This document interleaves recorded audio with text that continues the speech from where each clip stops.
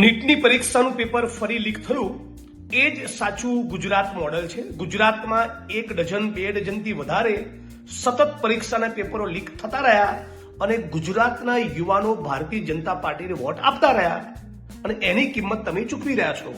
હજી વધારે ભાજપના બટન દબાવો અને એક્ઝામના પેપર લીક થતા રહેશે।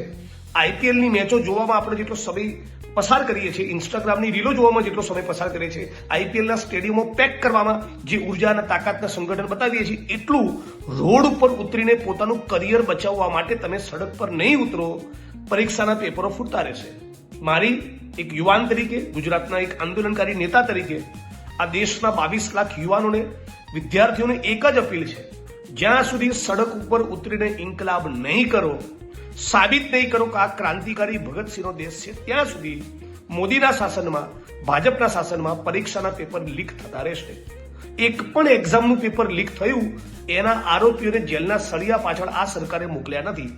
નાની મોટી કાચી પાકી એફઆઈઆર કરે છે, ચાર્જશીટ કરે છે, પણ 6 મહિનામાં 1 વર્ષમાં ટ્રાયલ પૂરી થાય, આરોપીઓની સામે, દોષીઓની સામે ગુનો સાબિત થાય અને સાબરમતી સેન્ટ્રલ જેલના સળિયા પાછળ કે તિહારની જેલમાં 6 મહિના માટે, 6 વર્ષ માટે, 5 વર્ષ માટે, 10 વર્ષ માટે કોઈ રહેવું પડ્યું હોય, આવો કોઈ જ દાખલો નથી। એટલે હે યુવાન મિત્રો, ફક્ત ઇન્સ્ટાગ્રામમાં રીલ બનાવવાના બદલે, ફક્ત ટ્વિટર ટ્રેન્ડિંગ કરવાના બદલે, સાચા અર્થમાં તમને લાગતું હોય હવે પછી ગુજરાતમાં કે દેશમાં એક પણ પરીક્ષાનું પેપર લીક ના થવું જોઈએ, તો ઇન્કલાબ કરવા માટે તમે સડક પર ઉતરો।